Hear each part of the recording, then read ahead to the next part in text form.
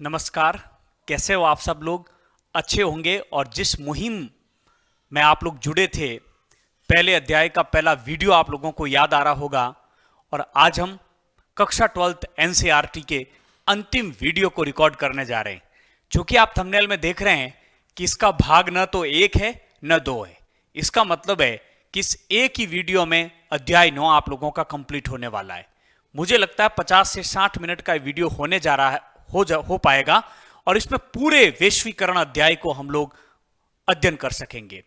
आप ये भी जानते हैं कि स्वतंत्र भारत में राजनीति के कुल 26 वीडियो हमने रिकॉर्ड किए थे, लेकिन समकालीन विश्व में राजनीति के 20 वीडियो में आपका पाठ्यक्रम पूरा करवाया। राजनीति विज्ञान की दोनों एनसीईआरटी की किताबों को आप लोग 46 वीडियो में पूरी देख सकते हैं।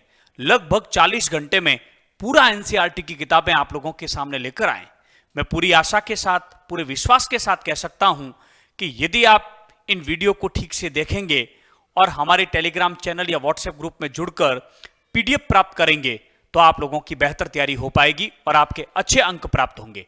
साथ ही साथ जल्दी हम लोग अपना एक ऐप लॉन्च कर रहे हैं। उसमें आप लोगों को 3 प्री बोर्ड के पेपर, यानी कि बोर्ड के ब्लूप्रिंट के अनुसार 3 मॉडल पेपर, उनका वीडियो सॉल्यूशन, उनकी पीडीएफ विथ आंसर आप लोगों को प्राप्त होने वाली है। साथ ही दोनों किताबों के एक एक अंक के महत्वपूर्ण प्रश्न भी उसमें आपके पास में रहेंगे और शेष लघुतरात्मक और दीर्घ लघुतरात्मक प्रश्नों के उत्तर भी उसमें रहेंगे। तो उस ऐप को जरूर आप लोग अपने मोबाइल में लें और उसके बाद में वहां जाकर उन चीजों को भी आप जरूर देखें। बहुत जल्द इसके बारे में भी हम सूचनाएं सारी व्हाट्सएप ग्रुप और टेलीग्राम जो ग्रुप है उसमें साझा करेंगे। खैर, आज बिना किसी देरी के साथ में इस अध्याय को हम लोग प्रारंभ करते हैं। 9वां और अंतिम अध्याय आप लोगों के सामने है वैश्वीकरण का। और वैश्वीकरण के इस अध्याय में बड़े बड़े 4 टॉपिक है। वैश्वीकरण की अवधारणा व उसकी कारण, राजनीतिक, आर्थिक और सांस्कृतिक प्रभाव, भारत और वैश्वीकरण का प्रतिरोध। मैं इस अध्याय को प्रारंभ करने से पहले कुछ बातें आप लोगों के साथ में साझा करना चाहूंगा। ये एक ऐसा अध्याय है जिसमें मुश्किल से आप यदि 15 पॉइंट याद करके चले जाते हैं तो आपका एक भी प्रश्न गलत नहीं होगा। वैश्वीकरण के कारण, वैश्वीकरण के प्रभाव, राजनीतिक, आर्थिक और सांस्कृतिक, और वैश्वीकरण की आलोचना। बस इसके अलावा कोई भी प्रश्न इस अध्याय से बनने वाला नहीं है। इस वीडियो को अंत तक देखेंगे तो आपके सारे कॉन्सेप्ट क्लियर हो जाएंगे। क्योंकि आज मैं किताब की कोई पीडीएफ नहीं लेके आया हूं, सीधे पॉइंट लिखकर लेके आया हूं, क्योंकि उन पॉइंटों में आप लोगों को उत्तर देना है। तो आइए अध्याय 9 में हम लोग प्रवेश करते हैं। और सबसे पहले जो हम चर्चा करना चाह रहे हैं और वो है आप लोगों के लिए वैश्वीकरण की अवधारणा क्या है। हालांकि यहां से कोई प्रश्न नहीं पूछे जाने वाला है आप लोगों को, फिर भी हल्की सी चर्चा कर लेते हैं कि जनार्दन, जो कि एक कॉल सेंटर में काम करता है, उस कॉल सेंटर में जाने के बाद अपना नाम वो जॉन रख लेता है और वो हजारों किलोमीटर दूर अपने कस्टमर से बात करता है। कहने का मतलब है कि वो एक बहुराष्ट्रीय कंपनी के लिए कार्य कर रहा है। किसके लिए कार्य कर रहा है? एक बहुराष्ट्रीय कंपनी के लिए कार्य कर रहा है। तो जॉन एक बहुराष्ट्रीय कंपनी के लिए कार्य कर रहा है और वो एक अलग भाषा में उनसे बात करता है। तो इस प्रकार से, इसके माध्यम से हम देखना चाह रहे हैं कि किस प्रकार से सेवाओं का आदान प्रदान हो रहा है कि दुनिया के किसी भी कोने में बैठा व्यक्ति किसी भी बहुराष्ट्रीय कंपनी के लिए कार्य कर सकता है। दूसरा एग्जाम्पल है रामधारी का, जो कि अपनी गुड़िया को जन्मदिन का उपहार देना चाहता है। वो कम बजट में एक अच्छी साइकिल और कम बजट में एक अच्छा उपहार देना चाहता है। चूंकि वैश्वीकरण है, इसके लिए मेड इन चाइना या विश्व के विभिन्न इलाकों में बनी हुई जो है वस्तुएं हमारे देश में आसानी से प्राप्त हो जाती है। वो एक अच्छी सी साइकिल जो उसके बजट में भी बैठ रही थी, उसने अपनी बच्ची को जो है जन्मदिन का गिफ्ट दिया। उसके अलावा इससे पहले जन्मदिन पर उसने बॉबी डॉल दिया था, जो भी हमारे देश में नहीं बनी थी। ये कुल मिलाकर एक तरह से वस्तुओं के वैश्वीकरण की और वस्तुओं के प्रभाव की ओर हम सबका इशारा है कि किस प्रकार से पूरी दुनिया में वस्तुओं का आदान प्रदान हो रहा है।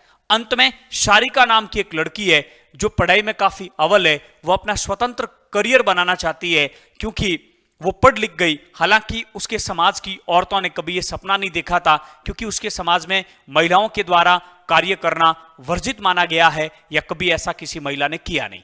ये सारी चीजें किससे संबंधित है? वैश्वीकरण से संबंधित है। आइए इस पार्ट में हम इन्हीं सारी बातों के बारे में चर्चा करेंगे। लेकिन हम देख रहे हैं कि वैश्वीकरण के बहुत से प्रभाव है। हालांकि यहां से भी कोई विशेष प्रश्न नहीं बनने वाला है। जैसे कि हमने जनार्दन, सारिका और रामधारी के नाम से देखा कि वैश्वीकरण के काफी फायदे हैं। वैश्वीकरण के कारण जो है एक व्यक्ति किसी भी देश में जाकर काम कर सकता है। दूसरा, वैश्वीकरण के कारण विश्व के किसी भी कोने में बनी वस्तु हमारे देश में हम लोगों को प्राप्त हो सकती है और हम सब लोगों के विचारों में परिवर्तन आया है। आज हमारे देश में महिलाएं भी कार्य कर रही है। लेकिन वैश्वीकरण के केवल लाभ ही नहीं है, वैश्वीकरण के नुकसान भी है। कौन सा नुकसान? जैसे किसान किसी बहुराष्ट्रीय कंपनी से महंगे बीज खरीद लेते हैं और उसके बाद में फसल यदि चौपट हो जाती है अकाल के कारण या अन्य किसी कारण से, तो किसान फिर क्या करते हैं? आत्महत्या करते हैं। इसके अलावा एक इस प्रकार की न्यूज भी है कि कंपनी को भारतीय, एक इनकी यूरोप की कंपनी को भारतीय कंपनी के द्वारा खरीद लिया गया जबकि उसको पता ही नहीं है। ये सब वैश्वीकरण के दुष्परिणाम हैं। छोटे छोटे जो दुकानदार हैं उनको चिंता सता रही है कि उनका व्यवसाय चौपट होने वाला है, क्योंकि बड़ी बहुराष्ट्रीय कंपनियां या बड़ी व्यापार की कंपनियों के आने से उनका व्यवसाय चौपट हो सकता है। हॉलीवुड में बनी फिल्म की कहानी से फिल्म निर्माण करना, यानी कि इस प्रकार के आरोप भी लगाए जा रहे हैं एक फिल्म निर्माता के द्वारा कि ये जो फिल्म है ये हॉलीवुड की फिल्म की कॉपी पेस्ट इनकी उसी कहानी को इसमें ले लिया गया है। इसके अलावा कॉलेज स्कूल की छात्राएं जो है पश्चिमी परिधान पहन रही है, तो उनको कुछ संगठनों के द्वारा धमकियां दी जाती है, तो ये भी कुछ इसके दुष्परिणाम देखने को मिलते हैं। मुझे नहीं लगता यहां से भी कोई प्रश्न आने वाला है। लेकिन सबसे महत्वपूर्ण प्रश्न की शुरुआत आप लोगों के यहां से होने वाली है। सबसे पहले है कि वैश्वीकरण का अर्थ क्या है? वैश्वीकरण का बुनियादी अर्थ है प्रवाह। वैश्वीकरण का बुनियादी अर्थ है प्रवाह। प्रवाह किसका? वैश्वीकरण के 4 तत्व है: वस्तुओं का प्रभाव, सेवाओं का प्रभाव, विचारों का प्रभाव और मुद्रा का प्रभाव। ये 4 वैश्वीकरण के तत्व आप लोगों को याद रखने हैं। इन चारों के आदान प्रदान, आवाजाही या प्रवाह के कारण ही तो वैश्वीकरण की घटना घटित होती है। अर्थात वैश्वीकरण के कारण पूरी दुनिया में, या हम कह सकते हैं कि वस्तुओं का आदान प्रदान होना, मुद्रा का आदान प्रदान होना, सेवाओं का आदान प्रदान होना और विचारों का आदान प्रदान होना ही क्या है? वैश्वीकरण है। तो वैश्वीकरण का बुनियादी अर्थ है प्रवाह। प्रवाह किसका? वस्तुओं, मुद्रा, सेवाओं और विचारों का। आपसे प्रश्न यदि पूछ लिया जाए कि वैश्वीकरण के तत्व लिखिए, तो वस्तुओं, मुद्रा, सेवाओं और विचारों के प्रवाह को ही हम क्या कहते हैं? वैश्वीकरण कहते हैं। पूरा विश्व वैश्वीकरण के कारण विश्वव्यापी पारस्परिक जुड़ाव जो हो चुका है, आपस में इस जुड़ाव का मुख्य कारण है वस्तुओं, मुद्रा, सेवा और विचारों का आपसी प्रवाह। तो एक लाइन का प्रश्न, वैश्वीकरण का अर्थ है, वैश्वीकरण का बुनियादी अर्थ है प्रवाह, वस्तुओं, सेवाओं, मुद्रा और विचारों का प्रवाह। लेकिन सबसे महत्वपूर्ण प्रश्न इस अध्याय का यदि कोई मेरे से पूछे तो वह प्रश्न होगा वैश्वीकरण के कारण। हमने 16 अर्धवार्षिक परीक्षाओं के पेपर अब तक हल करवाए। आप लोग हमारी प्लेलिस्ट में जाकर जरूर देखें। उन 16 में से कम 10 अर्धवार्षिक परीक्षा के पेपर में यह प्रश्न पूछा गया था, वैश्वीकरण का कारण क्या है? अर्थात ये सेवाओं, वस्तुओं, विचारों और मुद्रा के आदान प्रदान का मुख्य कारण क्या है? इसका सबसे महत्वपूर्ण कारण है प्रौद्योगिकी का विकास होना, संचार की क्रांति होना, यातायात के साधनों का विकास होना, पारस्परिक आपसी जुड़ाव। ये सब वैश्वीकरण के क्या है? कारण है। आप सब जानते हैं कि प्रौद्योगिकी के विकास के कारण पूरी दुनिया आपस में जुड़ चुकी है। संचार की क्रांति के कारण, चाहे वो टेलीग्राफ हो, टेलीफोन हो, माइक्रोचिप हो, इंटरनेट के कारण पूरी दुनिया आपस में जुड़ चुकी है और पूरी दुनिया वर्तमान समय में विश्वव्यापी पारस्परिक जुड़ाव हो चुका है। विश्व का कोई भी देश ये नहीं कह सकता है कि मैं आत्मनिर्भर हूं, मैं अपने देश के नागरिकों की आवश्यकताओं की पूर्ति स्वयं कर सकता हूं। कुल मिलाकर पूरे विश्व के देश आपस में जुड़ चुके हैं और सभी देश एक दूसरे के ऊपर क्या है? निर्भर है। तो वैश्वीकरण का सबसे महत्वपूर्ण कारण है प्रौद्योगिकी, संचार की क्रांति, टेलीग्राफ, टेलीफोन, माइक्रोचिप। और तीसरा कारण है विश्वव्यापी पारस्परिक जुड़ाव। यातायात के साधनों के विकास के कारण, संचार के साधनों के विकास के कारण पूरी दुनिया आपस में जुड़ चुकी है और इसी कारण से क्या हुआ है? वैश्वीकरण हुआ है। आप सब जानते हैं कि वैश्वीकरण तो सदियों से है, लेकिन वैश्वीकरण की गति तेज हो गई है और उस गति के तेज होने का जो कारण है वो है प्रौद्योगिकी, संचार की क्रांति, विश्वव्यापी पारस्परिक जुड़ाव। हम और भी लिख सकते हैं यातायात के साधनों का विकास। लेकिन ये 4 पॉइंट्स आपके लिए ज्यादा महत्वपूर्ण हैं क्योंकि आपकी किताब में जो है यही पॉइंट दे रखे हैं। तो बहुत ढंग से ये तीनों पॉइंट आप लोगों को याद करके जाना, ये प्रश्न आप लोगों से पूछा जाएगा। उसके बाद में वैश्वीकरण एक बहुआयामी अवधारणा, आपसे प्रश्न पूछा जाएगा। ये जो चार्ट है आप लोगों के लिए बहुत महत्वपूर्ण है। अगले 40 मिनट जो हमारी बातचीत होने वाली है वो इसी संदर्भ में होने वाली है और सारे प्रश्न यहीं से निकलने वाले हैं, इसलिए ठीक से समझ लीजिए। वैश्वीकरण एक बहुआयामी अवधारणा है, अर्थात वैश्वीकरण का प्रभाव किसी एक क्षेत्र में नहीं बल्कि वैश्वीकरण का प्रभाव अनेक क्षेत्रों में पड़ता है। क्या समझे आप लोग? वैश्वीकरण के प्रभाव बहुआयामी है, यानी वैश्वीकरण एक बहुआयामी अवधारणा है। कथन की पुष्टि कीजिए। वैश्वीकरण का प्रभाव किसी एक क्षेत्र में नहीं, वैश्वीकरण का प्रभाव अनेक क्षेत्रों में पड़ता है। विशेष रूप से वैश्वीकरण का प्रभाव राजनीतिक, आर्थिक और सांस्कृतिक क्षेत्र में पड़ा है। यानी कि वैश्वीकरण के कारण राजनीतिक क्षेत्र भी प्रभावित हुआ है, आर्थिक क्षेत्र भी प्रभावित हुआ है और सांस्कृतिक क्षेत्र भी प्रभावित हुआ है। तो आपसे यदि प्रश्न पूछा जाए कि वैश्वीकरण का प्रभाव किन क्षेत्रों में पड़ा है, तो आपका उत्तर होगा राजनीतिक, आर्थिक और सांस्कृतिक। एक उत्तर तो ये। दूसरा, वैश्वीकरण के प्रभाव एक तरफा नहीं है। एक तरफा नहीं, इसका मतलब है कि वैश्वीकरण से केवल लाभ ही नहीं हुआ है बल्कि वैश्वीकरण से नुकसान भी हुआ है। अर्थात वैश्वीकरण के सकारात्मक प्रभाव भी है तो वैश्वीकरण के नकारात्मक प्रभाव है। जरा देखिए, वैश्वीकरण के राजनीतिक नकारात्मक प्रभाव और वैश्वीकरण के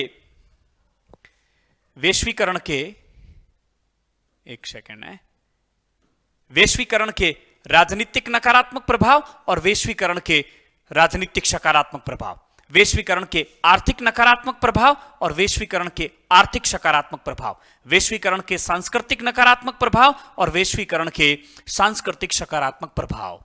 क्या आप लोग मेरी बात समझ पा रहे हैं कि वैश्वीकरण के प्रभाव तीन क्षेत्रों में, इसके तीन आयाम हैं, राजनीतिक, आर्थिक और सांस्कृतिक। अर्थात वैश्वीकरण एक बहुआयामी अवधारणा है। दूसरा, वैश्वीकरण के प्रभाव एक तरफा नहीं है, यानी वैश्वीकरण के प्रभाव दो तरफा है, इसके सकारात्मक भी है, नकारात्मक भी है। तो कुल मिलाकर राजनीतिक क्षेत्र में इसके नकारात्मक प्रभाव भी है और सकारात्मक प्रभाव भी है। आर्थिक आयाम इसके नकारात्मक भी है, सकारात्मक भी है। सांस्कृतिक आयाम इसके नकारात्मक भी है और सकारात्मक भी है। अब आपसे प्रश्न क्या पूछा जाएगा? आपसे प्रश्न पूछ लिया कि वैश्वीकरण के आर्थिक प्रभाव लिखिए, तो आप कौन सा उत्तर लिखोगे? ये उत्तर लिखोगे। अभी इसका आंसर आगे चर्चा करेंगे, कौन से नकारात्मक है और कौन से सकारात्मक है। आपसे प्रश्न पूछ लिया वैश्वीकरण के आर्थिक प्रभाव लिखिए, कौन सा उत्तर लिखोगे? इस घेरे में जो बातें हैं वो इसका उत्तर आएगा। आपसे पूछ लिया वैश्वीकरण के सांस्कृतिक प्रभाव लिखिए, कौन से उत्तर लिखोगे? ये वाले सांस्कृतिक, सकारात्मक और नकारात्मक। कितने प्रश्न बने? 1, 2 और 3। अब जरा सुनिए, आपसे प्रश्न पूछ लिया कि वैश्वीकरण के राजनीतिक नकारात्मक प्रभाव लिखिए, आप कौन सा उत्तर लिखोगे? ये। आपसे पूछ लिया वैश्वीकरण के आर्थिक नकारात्मक प्रभाव लिखिए, वैश्वीकरण के सांस्कृतिक नकारात्मक प्रभाव लिखिए, तो जो पूछा वही उत्तर लिखोगे। ये आपका प्रश्न बन गया 4, ये 5 और ये 6। अब आपसे प्रश्न पूछ लिया वैश्वीकरण के राजनीतिक सकारात्मक प्रभाव लिखिए या वैश्वीकरण के आर्थिक सकारात्मक प्रभाव लिखिए या वैश्वीकरण के सांस्कृतिक सकारात्मक प्रभाव लिखिए। कितने प्रश्न बन गए? ये आपके 7वां, ये 8वां और ये 9वां प्रश्न। और अंत में आपसे यदि प्रश्न पूछ ही लिया जाए कि वैश्वीकरण एक बहुआयामी अवधारणा है, वैश्वीकरण के आर्थिक, राजनीति या वैश्वीकरण के प्रभाव लिखिए, तब आपको ये सारा का सारा लिखना है। ये आपके बन गया कौन सा? 10वां प्रश्न। कौन सा बन गया? 10वां प्रश्न। अब मान लीजिए आपसे प्रश्न पूछ लिया गया, अब मान लीजिए आपसे प्रश्न पूछ लिया गया कि वैश्वीकरण के नकारात्मक प्रभाव लिखिए, तो आप नकारात्मक कोई भी लिख सकते हो, राजनीतिक नकारात्मक, आर्थिक नकारात्मक, सांस्कृतिक नकारात्मक। ये 11वां प्रश्न हो गया। अब आपसे प्रश्न पूछ लिया वैश्वीकरण के सकारात्मक प्रभाव लिखिए, तो आप केवल कोई भी सकारात्मक लिख सकते हैं, आर्थिक, राजनीतिक और सांस्कृतिक। ये आपका 13वां प्रश्न हो गया। अब आपसे प्रश्न पूछ लिया जाए वैश्वीकरण की आलोचनात्मक वर्णन कीजिए, तो आपको केवल कौन से प्रभाव लिखने हैं? नकारात्मक। क्या बताना चाह रहा हूं मैं आपको यह बताना चाह रहा हूं कि इन्हीं पॉइंटों में हम राजनीतिक प्रभाव के 3 नकारात्मक, 3 सकारात्मक, आर्थिक के 3 नकारात्मक, 3 सकारात्मक, सांस्कृतिक के 3 नकारात्मक और 3 सकारात्मक, कुल 18 पॉइंट की चर्चा करेंगे। आपको अधिकतम प्रत्येक के 2 2 2 2 यानी कि कुल 12 पॉइंट याद करना है। यदि 12 पॉइंट आप लोग याद करके चलेंगे और एक वैश्वीकरण का कारण के 2 पॉइंट आप यदि याद करके गए, 14 पॉइंट में ये पूरा अध्याय है, बस कोई प्रश्न नहीं बनने वाला इसके अलावा। जरा देखिए कैसे। सबसे पहले हम बात करते हैं वैश्वीकरण के राजनीतिक प्रभाव। राजनीतिक प्रभाव में सबसे पहले बात करेंगे नकारात्मक प्रभाव। ये जो वैश्वीकरण हुआ है, विश्व का जो पारस्परिक जुड़ाव हुआ है, ये वस्तुओं का व्यापार जो हो रहा है, ये जो विदेशी निवेश जो बढ़ा है, उसके राजनीति में नकारात्मक प्रभाव क्या है? पहला राजनीतिक नकारात्मक प्रभाव कि राज्य की क्षमता में कमी आई है। राज्य की क्षमता में कमी इसलिए आई है क्योंकि वैश्वीकरण के कारण निजीकरण को बढ़ावा मिला, पूंजीवाद को बढ़ावा मिला। राज्य जो पहले लोक कल्याणकारी कार्य कर रहा था, उस कार्यों को करना राज्य ने क्या कर दिया है? कम कर दिया है। और बहुराष्ट्रीय कंपनियों के आगमन के कारण राज्य की जो क्षमता थी, राज्य की जो शक्ति थी, राज्य की जो निर्णय लेने की जो क्षमता थी, वो क्या हो गई है? कम हो गई। ये इसका पहला नकारात्मक प्रभाव। दूसरा, न्यूनतम हस्तक्षेपकारी राज्य का उदय हो चुका है। जो राज्य पहले सामाजिक आर्थिक न्याय के कार्य करता था, जो राज्य पहले लोक कल्याणकारी राज्य के रूप में हुआ करता था, जो व्यक्ति के हर दुख दर्द में साथ देता था, वो राज्य अब न्यूनतम हस्तक्षेपकारी हो गया है। इसका मतलब अब राज्य केवल अनिवार्य कार्य ही कर रहा है। अब राज्य केवल बाहरी सुरक्षा और कानून व्यवस्था की जिम्मेदारी संभाल रहा है और कोई कार्य नहीं कर रहा है। तीसरा, आर्थिक सामाजिक प्राथमिकताओं का निर्धारण बाजार कर रहा है। पहले जो आर्थिक सामाजिक प्राथमिकताओं का निर्धारण राज्य किया करता था, निजीकरण के कारण, पूंजीवाद के कारण, अब आर्थिक और सामाजिक प्राथमिकताओं का निर्धारण कौन कर रहे हैं? बाजार कर रहे हैं। इससे आम लोगों को बहुत अधिक नुकसान हो रहा है, विशेष रूप से गरीब लोगों को बहुत अधिक नुकसान हो रहा है, क्योंकि आर्थिक सामाजिक न्याय की स्थापना नहीं हो रही है।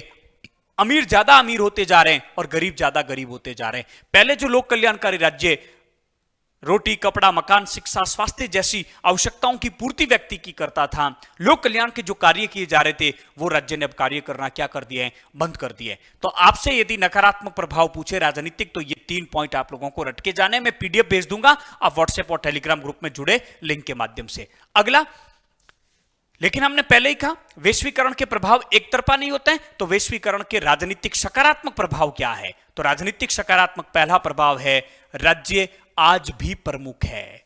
राज्य गौण नहीं हुआ है, राज्य का महत्व कम नहीं हुआ है। आज भी राज्य एक महत्वपूर्ण संस्थान है और आज भी राज्य के द्वारा महत्वपूर्ण कार्य किए जाते हैं।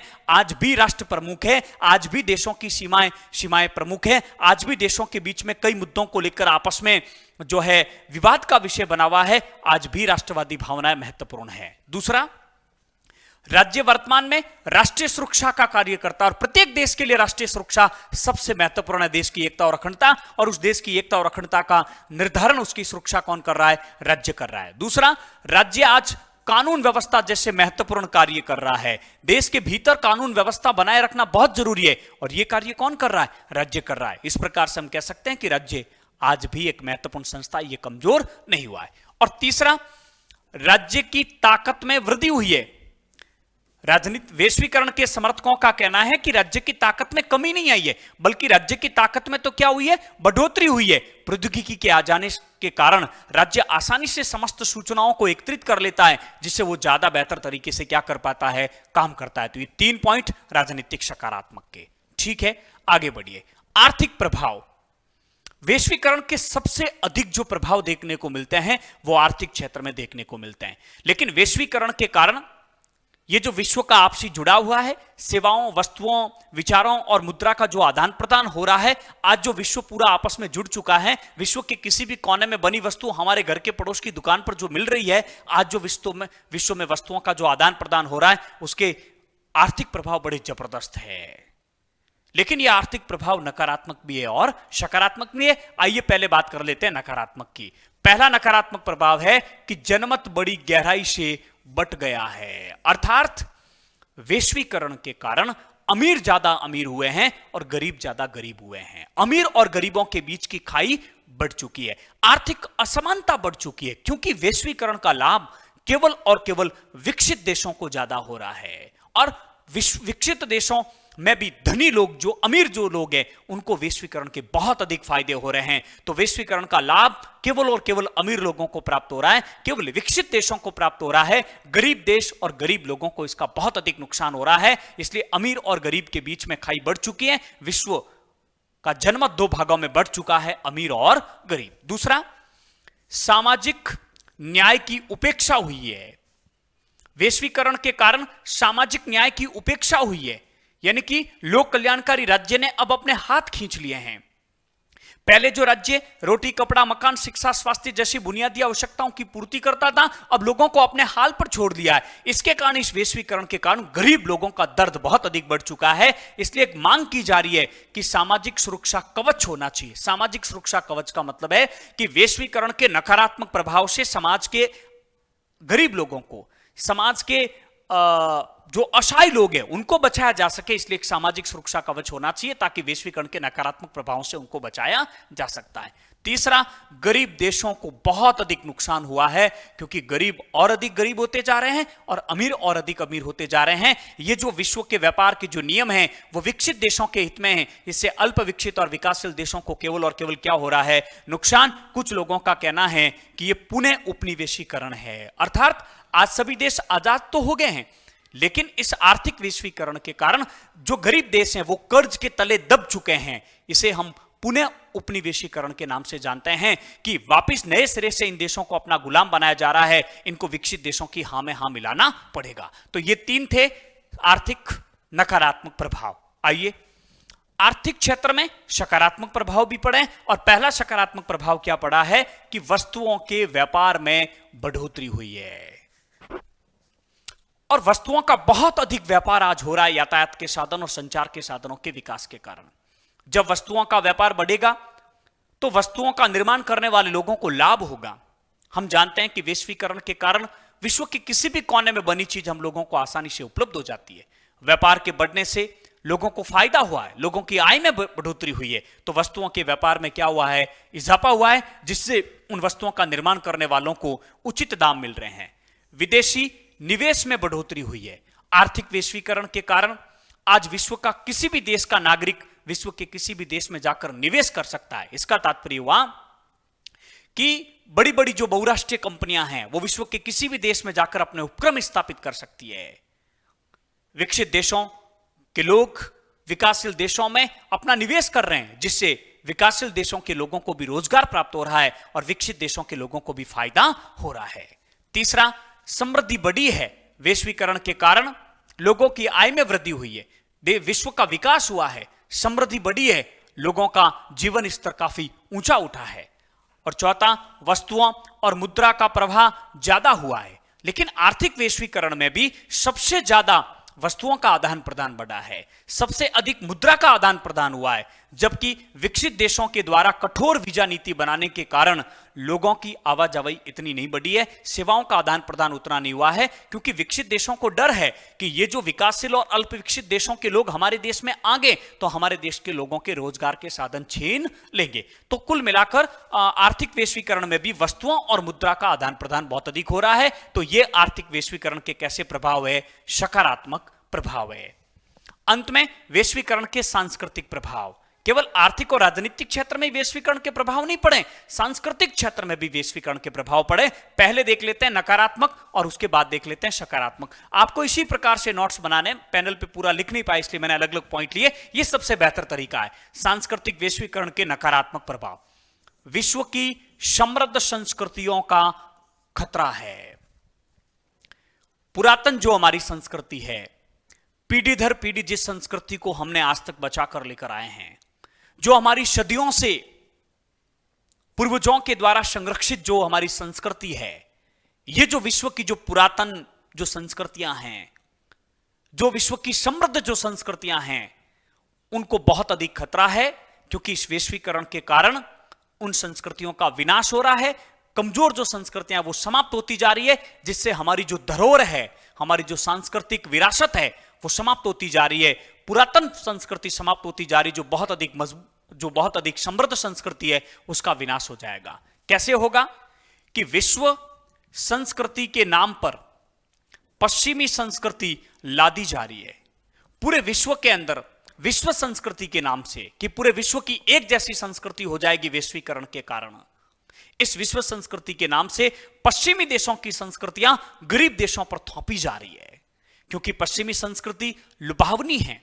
हम अध्याय 3 में चर्चा कर चुके हैं अमेरिकी वर्चस्व में। पश्चिम की संस्कृति लुभावनी है, आकर्षक है, इसलिए गरीब देशों के आम लोग उसके प्रति आकर्षित हो रहे हैं और अपनी पुरानी संस्कृति को छोड़ रहे हैं। तो विश्व संस्कृति के नाम से पश्चिमी संस्कृति को योजनाबद्ध तरीके से गरीब देशों पर थोपा जा रहा है, जिससे उनकी पुरातन संस्कृति, उनकी समृद्ध संस्कृति, पीढ़ियों से जो उनकी धरोहर है वो समाप्त होती जा रही है और ये पूरे मानवता के लिए बहुत बड़ा क्या है, नुकसान है। तो ये वैश्वीकरण के दो नकारात्मक प्रभाव सांस्कृतिक, लेकिन सकारात्मक प्रभाव भी है। इसके फायदा क्या हुआ है कि सांस्कृतिक वैश्वीकरण के कारण हमारी पसंद और नापसंद का दायरा बढ़ा है। कुछ लोगों का कहना है कि हमारी पसंद और नापसंद का दायरा बढ़ा है, जैसे पिज्जा, बर्गर और डोसा का आज कोई विकल्प नहीं है, लेकिन हमारे खाने पीने के आइटम में कुछ आइटम प्लस हो चुके, इससे किसी प्रकार का कोई नुकसान नहीं है।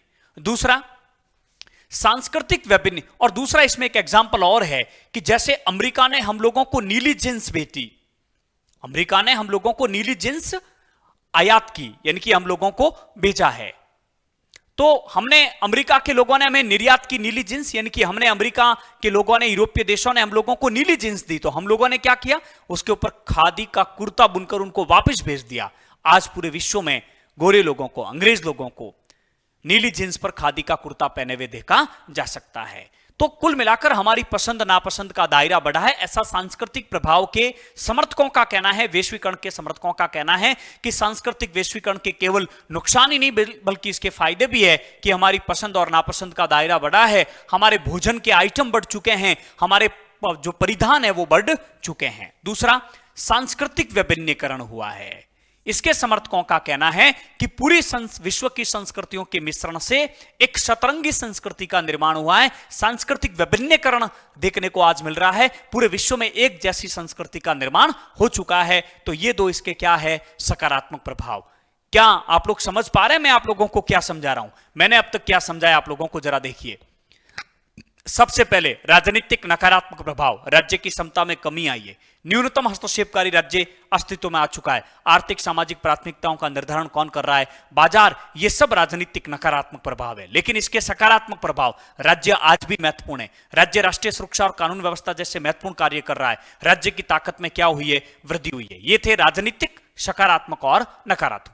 आर्थिक नकारात्मक, जनमत बड़ी गहराई से बढ़ चुका है, सामाजिक न्याय की उपेक्षा हुई है, गरीब देशों को नुकसान हो रहा है। लेकिन इसके फायदे क्या है? आर्थिक वस्तुओं के व्यापार में बढ़ोतरी हुई है, विदेशी निवेश में बढ़ोतरी हुई है, विश्व में समृद्धि आई है और वस्तुओं और मुद्रा का प्रभाव बहुत अधिक बढ़ा है। हालांकि इसमें थोड़ा सा नेगेटिव है कि सेवाओं का उतना प्रभाव नहीं बढ़ा है।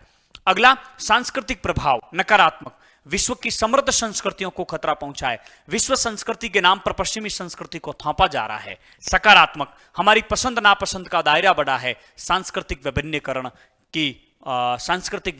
हुआ है। कितना आसान आ गया। मैंने 3-3 पॉइंट लिखे, आपको केवल कितने कितने पॉइंट याद रखने? 2-2। अब आपसे प्रश्न पूछ लिया, वैश्वीकरण के राजनीतिक प्रभाव लिखिए, 2 सकारात्मक पॉइंट लिख लो और 2 नकारात्मक पॉइंट लिख लो। आपसे प्रश्न पूछ लिया, आर्थिक वैश्वीकरण के प्रभाव लिखिए, 2 नकारात्मक 2 सकारात्मक लिख दिए। सांस्कृतिक पूछे, 2 नकारात्मक 2 सकारात्मक लिख दिया। आपसे प्रश्न पूछ लिया, वैश्वीकरण के नकारात्मक प्रभाव लिखिए, तीनों के 2-2 नकारात्मक पॉइंट ले लो। सकारात्मक लिखिए, तीनों के 2-2 सकारात्मक लिख लो। पूरे वैश्वीकरण के प्रभाव पूछ ले आप लोगों को, तो आपको सारे पॉइंट 2-2 में 2-2-2 6 और 6 12 समझ गए होंगे आप लोग। चलिए आगे बढ़ते हैं। अब है भारत और वैश्वीकरण। तो भारत में वैश्वीकरण का यदि आप लोगों से इतिहास पूछा जाए तो देखिए, हमारे देश में सदियों से वैश्वीकरण रहा है। वस्तुओं, सेवाओं, मुद्राओं और जो है विचारों का आदान प्रदान हमेशा से ही रहा है। हमारे व्यापारिक संबंध बहुत समृद्ध थे पूरे विश्व के साथ में, आप लोग इतिहास में पढ़ा जानते हो। लेकिन हमारे वैश्वीकरण के इतिहास को हम 3 भागों में बांटकर पढ़ते हैं। पहला, ब्रिटिश काल में। ब्रिटिश काल में जो वैश्वीकरण था उसमें हम कच्चे माल के निर्यातक बन गए और बने बनाए माल यानी कि पक्के माल के क्या बन गए, आयातक बन गए, जिससे हमें केवल और केवल क्या हुआ था, नुकसान। जैसे ही भारत आजाद हुआ, हमने ब्रिटिश काल की गलतियों से सबक सीखा, हमने उन दुविधाओं को देखा था, अतः हमने अपने देश को आत्मनिर्भर बनाने के लिए हमने घरेलू उद्योगों के संरक्षणवाद की नीति अपनाई और इसके तहत हमने विदेशी वस्तुओं और विदेशी निवेश पर क्या लगाए, प्रतिबंध लगाए। ऐसी वस्तुएं जो घरेलू उद्योग धंधों में विकसित की जा सकती थी या ऐसी वस्तुएं जो घरेलू उद्योग धंधों में उत्पादित की जा रही थी, उन वस्तुओं के विदेशी आयात और विदेशी बहुराष्ट्रीय कंपनियों पर हमने क्या लगा दिए, प्रतिबंध लगा दिए। लेकिन इस प्रतिबंध के कारण धीरे धीरे सरकार शिक्षा स्वास्थ्य की तरफ ज्यादा ध्यान नहीं दे पाई। ऐसी स्थिति में देश में आर्थिक नुकसान होने लगा, और जब आर्थिक नुकसान हुआ तो ऐसी स्थिति में 1991 में हमने आर्थिक सुधारों की नीति अपनाई, जिसके तहत जो प्रतिबंध लगा रखे थे उदारीकरण की नीति के तहत वो प्रतिबंध हमने समाप्त कर दिए। विदेशी निवेश और विदेशी व्यापार में बढ़ोतरी हुई, निजीकरण को बढ़ावा दिया गया। तो 3 प्रभाव हम लोग देखेंगे। सबसे पहले औपनिवेशिक काल में, आप जानते हैं औपनिवेशिक काल में हम कच्चा माल के क्या बन गए, निर्यातक, क्योंकि अंग्रेज बना बनाया माल यहां लाकर बेचते थे, और पक्के माल के क्या थे, आयातक। इससे हमें केवल क्या हो रहा था, नुकसान हो रहा था, और इस बात से हमने सबक सीखी। स्वतंत्रता के बाद हमने भारतीय उद्योगों के संरक्षणवाद की नीति अपनाई। अर्थात भारतीय उद्योग धंधों में जिन वस्तुओं को निर्मित किया जा रहा था उन वस्तुओं के आयात पर हमने क्या लगा दिए, प्रतिबंध लगा दिए, ताकि जो है भारतीय उद्योग धंधों का क्या किया जा सके, संरक्षण किया जा सके। आप लोग जानते हैं, और ये नीति अपनाने के कारण सरकार को नुकसान हुआ। 1991 आते तक हमारे देश में जो है हम कह सकते हैं कर्ज के तले हमारा देश दब गया।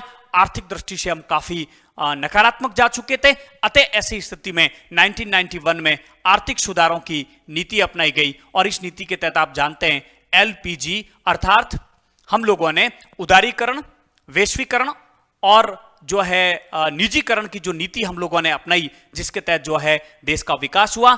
राव मनमोहन मॉडल के नाम से भी इसे जाना जाता है। तो भारत में वैश्वीकरण का जो इतिहास है उसको हम कितने भागों में बांटकर पढ़ते हैं, 3। औपनिवेशिक काल, स्वतंत्रता के बाद उद्योगों के संरक्षणवाद की नीति, और 1991 के बाद आर्थिक पिछड़ेपन को दूर करने के लिए, आर्थिक वृद्धि दर को तेज करने के लिए हमने आर्थिक सुधारों की नीति अपनाई। एक प्रश्न आप लोगों के लिए बनेगा ये, ठीक है। अगला, वैश्वीकरण का प्रतिरोध।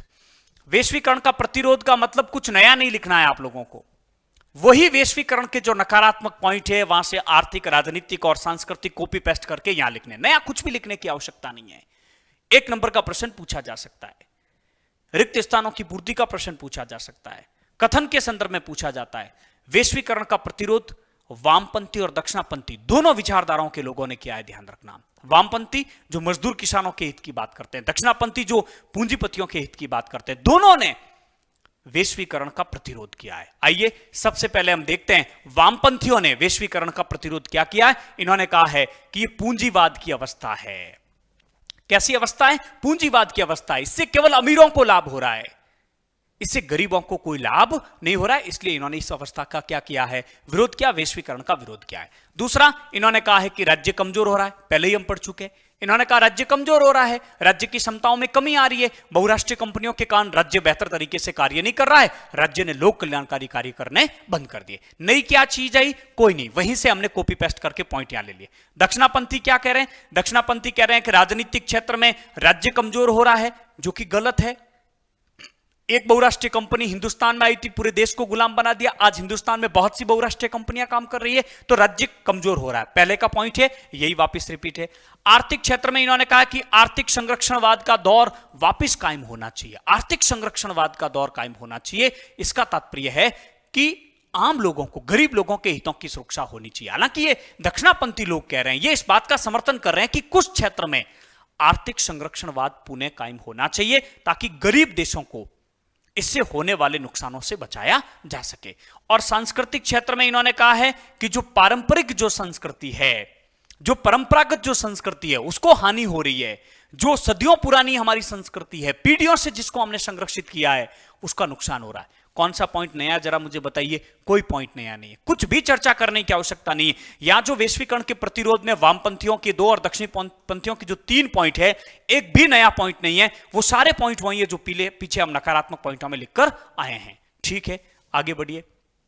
अब आइए 1999 में, यानी 1999 में WTO विश्व व्यापार संगठन की सिएटल में मंत्री स्तरीय बैठक हुई।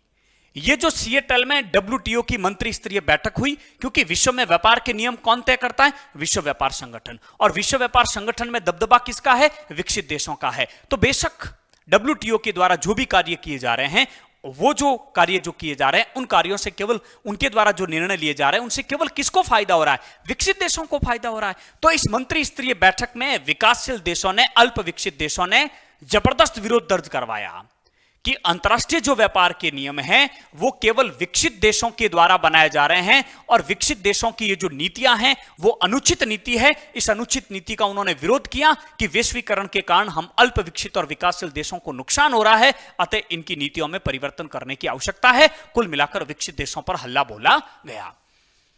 वेरी इंपॉर्टेंट प्रश्न, बहुत अच्छा प्रश्न, ये छुपा हुआ प्रश्न है जिसकी तरफ कोई ध्यान ही नहीं देंगे। नव उदारवादी वैश्वीकरण का विरोध किया जा रहा है WSF द्वारा। आपसे प्रश्न पूछा जाएगा, WSF यानी वर्ल्ड सोशल फोरम, आपसे प्रश्न पूछा जाएगा कि वर्ल्ड सोशल फोरम यानी कि WSF किसका विरोध कर रहा है? आप सोच ही नहीं पाओगे क्या उत्तर लिखे। ध्यान रखना, नव उदारवादी वैश्वीकरण का विरोध किया जा रहा है। यह जो नव उदारवादी वैश्वीकरण है जिसके तहत वापिस निजीकरण को जो बढ़ावा दिया गया है, व्यक्ति की स्वतंत्रता का जो समर्थन किया गया है, यह आर्थिक नव उदारवादी वैश्वीकरण जिससे आर्थिक दृष्टि से गरीब देशों को और गरीब बनाया जा रहा है, उन्हें कर्ज के तले दबाया जा रहा है। बहुत अच्छा प्रश्न बनेगा, वर्ल्ड सोशल फोरम किसका विरोध कर रही है? आपका उत्तर होगा नव उदारवादी वैश्वीकरण का विरोध कर रही है। प्रश्न उल्टा पूछा जा सकता है, प्रश्न यह भी पूछा जा सकता है नव उदारवादी वैश्वीकरण का विरोध कौन कर रहा है? आपका उत्तर होगा WSF वर्ल्ड सोशल फोरम। आपसे प्रश्न यह भी पूछा जा सकता है इसमें कौन शामिल है? तो वर्ल्ड सोशल फोरम में मानवाधिकार कार्यकर्ता शामिल है, पर्यावरणवादी कार्यकर्ता शामिल है, मजदूर है, युवा है, महिलाएं हैं, और ये सब मिलकर वैश्वीकरण का विरोध कर रहे हैं। WSF नामक संस्था के माध्यम से मानवाधिकार संगठन, पर्यावरणवादी संगठन, मजदूर, युवा, महिलाएं, क्योंकि इन सबको नुकसान हो रहा है, इसलिए नव उदारवादी वैश्वीकरण का विरोध कर रहे। बहुत अच्छा प्रश्न बनेगा। इसकी पहली बैठक वर्ष 2001 में पोर्टो अल्गेरे में हुआ, जो कि कहां है? ब्राजील में। इसकी चौथी बैठक WSF की 2004 में मुंबई में हुई, और 2016 में मॉन्ट्रियल जो कि कनाडा में है, यहां पर WSF की बैठकें हुई थी। तो थोड़ा सा इनका भी ध्यान रखना, बाई चांस कोई बीच में से ऐसा प्रश्न निकाल के पूछ ही ले। आ जाइए, यह बहुत महत्वपूर्ण बात बताई मैंने आप लोगों को, ध्यान रखना। भारत और वैश्वीकरण का प्रतिरोध। भारत वैश्वीकरण का किस प्रकार से विरोध कर रहा है? तो भारत में भी जो है इंडियन सोशल फोरम, जैसे वो वर्ल्ड सोशल फोरम थी उसी प्रकार से इंडियन सोशल फोरम के द्वारा भारत में वैश्वीकरण के जो नकारात्मक प्रभाव है उसको लेकर उसकी आलोचना की जा रही है, उसका विरोध किया जा रहा है। राजनीतिक दलों के द्वारा, औद्योगिक श्रमिकों के द्वारा और किसान संगठनों के द्वारा वैश्वीकरण का विरोध किया जा रहा है। विशेष रूप से औद्योगिक श्रमिक और किसान संगठन बहुराष्ट्रीय कंपनियों का विरोध कर रहे हैं, क्योंकि इन बहुराष्ट्रीय कंपनियों से इन किसानों और औद्योगिक श्रमिकों को बहुत अधिक नुकसान हो रहा है।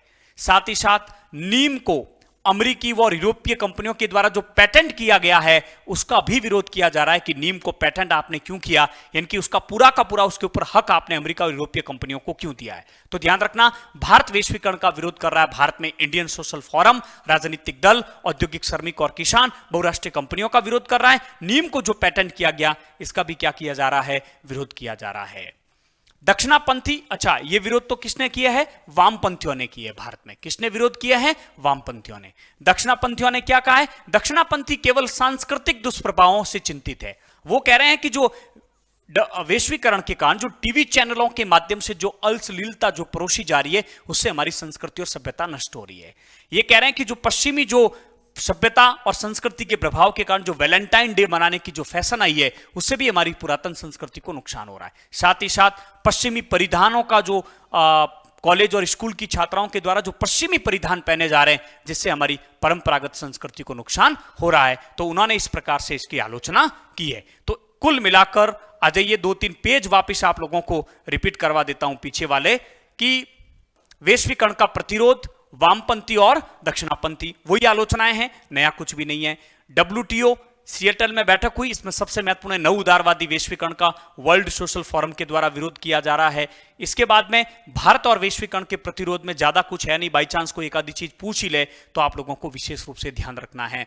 कुल मिलाकर इस अध्याय की जो धुरी है वो धुरी है, एक तो वैश्वीकरण के कारण ये वाला पेज आप लोग याद करके चले जाना, और एक जो ये वाला पेज मैंने आप लोगों को बताया है, यही पूरा अध्याय है। दो दो पॉइंट आप लोग याद करके चले जाना। अंत में मैं आप लोगों को वापस बता देता हूं, चूंकि इस पाठ का एक ही वीडियो है तो वापस बता देता हूं। इस पाठ का सबसे महत्वपूर्ण जो प्रश्न है वो है वैश्वीकरण के कारण।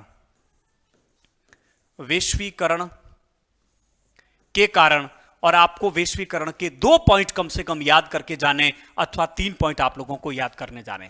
दूसरा सबसे महत्वपूर्ण प्रश्न होगा, वैश्वीकरण एक बहुआयामी अवधारणा है, यानी वैश्वीकरण के प्रभाव।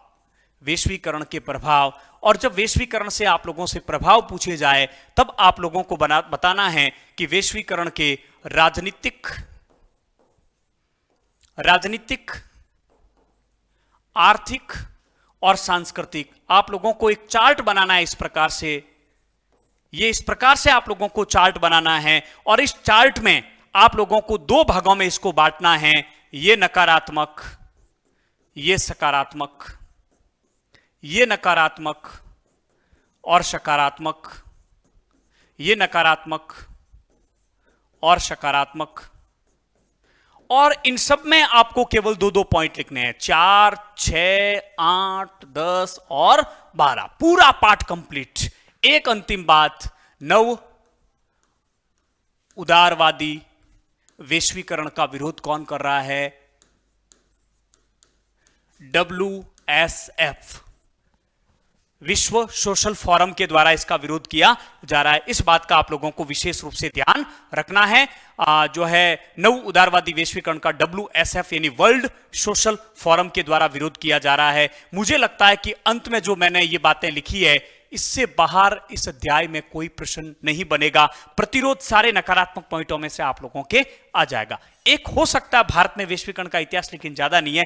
केवल इतना आप लोग याद करके चले जाना। मैं आपको कह रहा हूं कि 1 पॉइंट ये, 3 पॉइंट ये, 4 और 10 पॉइंट ये, कुल मिलाकर केवल 14 पॉइंट यदि आप याद करके चले जाओगे इस अध्याय में से, तो पूरे आप लोगों को इस अध्याय के जो 4 अंक है वो आप लोगों को मिल जाएंगे। इस प्रकार से आप सब लोगों के सहयोग के द्वारा हमने बहुत पहले एक मुहिम प्रारंभ की थी। हालांकि कोर्स करवाने में हम जरूर लेट हुए, लेकिन याद रखना अभी भी राजनीति विज्ञान की परीक्षा के सामने 1 महीना है और 8 दिन का कम से कम गैप आप लोगों के पॉलिटिकल साइंस के पेपर के बीच में है।